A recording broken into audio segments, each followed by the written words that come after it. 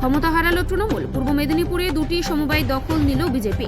গত রবিবারে তমলুকের দুটি সমবায়ে হারতে হয়েছিল বিরোধী দল বিজেপি সমর্থিত সদস্যদের। 3 দিনের ব্যবধানে সেই হারের পাল্টা প্রতিশোধ নিল বিরোধী দল বিজেপি। বুধবার ভগবানপুর এবং খেজুরি দুটি সমবায় সমিতির নির্বাচনে বিপুল জয় পেল বিরোধী দল বিজেপি সমর্থিত সদস্যরা। পূর্ব মেদিনীপুর জেলার ভগবানপুর 1 নম্বর ব্লকের কাজলাগড় গ্রাম পঞ্চায়েতে এলাকার বাজাবেরিয়া সমবায় কৃষি উন্নয়ন সমিতির নির্বাচন সংগঠিত হয়েছিল। ওই সমবায় সমিতির মোট আসন সংখ্যা ছিল 9টি। শাসক বিরোধী একে অপরের প্রতিদ্বন্দ্বিতায় নির্বিঘ্নে নির্বাচন সংগঠিত হয়।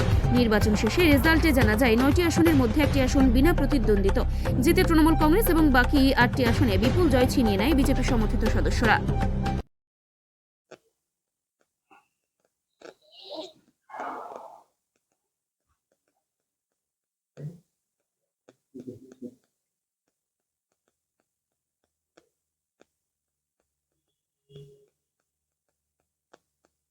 ভগবানপুর বিধানসভা আর খেজুরি বিধানসভা এলাকার দুটি সমবায় নির্বাচনে বিজেপির জয় জয়কার, কি বলবেন?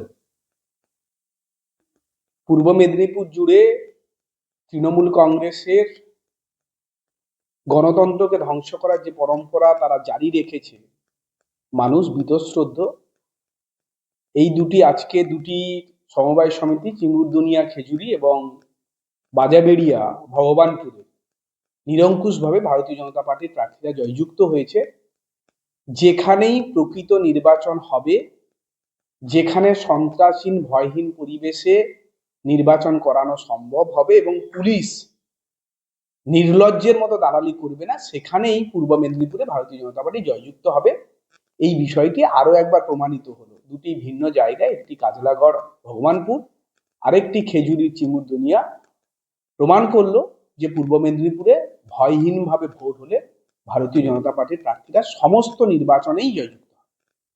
আপনারা কি জয়ের জন্য কোনো প্রিপারেশন নিয়েছিলেন যে আমরা এই জায়গাগুলোতে জয় নিশ্চিত করব? এর আগে সমবায় নির্বাচনে দেখেছি বিভিন্নভাবে রক্তক্ষয়ী সংগ্রাম হয়েছে। না, সাধারণ মানুষ সেখানে গণতন্ত্রপ্রিয় মানুষ এবং বিশেষ করে সমবায়ীরা তারা প্রতিরোধ গড়তে সক্ষম হয়েছেন মানুষকে সঙ্গে নিয়ে। কারণ এদের হাতে সমবায় থাকলে সমবায়ে যে লালবাতি জ্বলবে সেটা মানুষ বুঝে গেছে।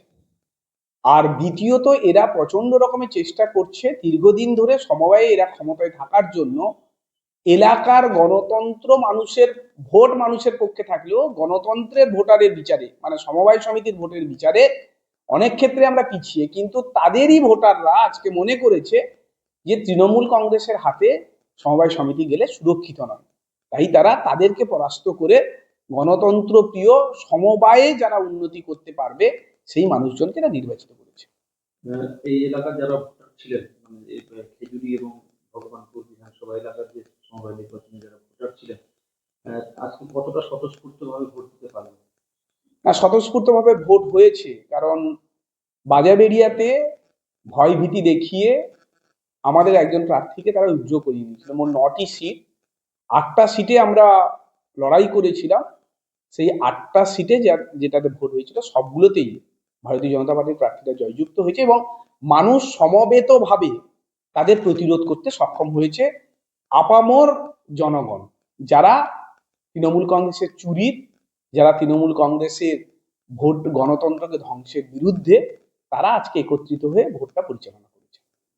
হয়তো দেখা যাবে পরের থেকে আরো অন্যান্য সেই খেজুরি হোক, পটাশপুর হোক, ভগবানপুর হোক, আরো অন্যান্য যেসব সমবায় নির্বাচনগুলি রয়েছে, মানে এইগুলো থেকে কি আপনারা শিক্ষা নিয়ে সেই সব জায়গায় আবার নতুন ভাবে এগিয়ে যাবেন? যে দেখুন, এক্ষেত্রে দুটি ইকুয়েশন আছে। দীর্ঘদিন ক্ষমতায় থাকার কারণে এই সমবায়গুলোতে ভোটার লিস্ট দেখলেই বুঝতে পারবেন যে সেখানে বেছে বেছে একেবারে তৃণমূল কংগ্রেসের পরিবারের ভোটারদের সংযুক্ত করা হয়েছে, যার রিফ্লেকশন সম্পূর্ণ ভোটারদের নেই।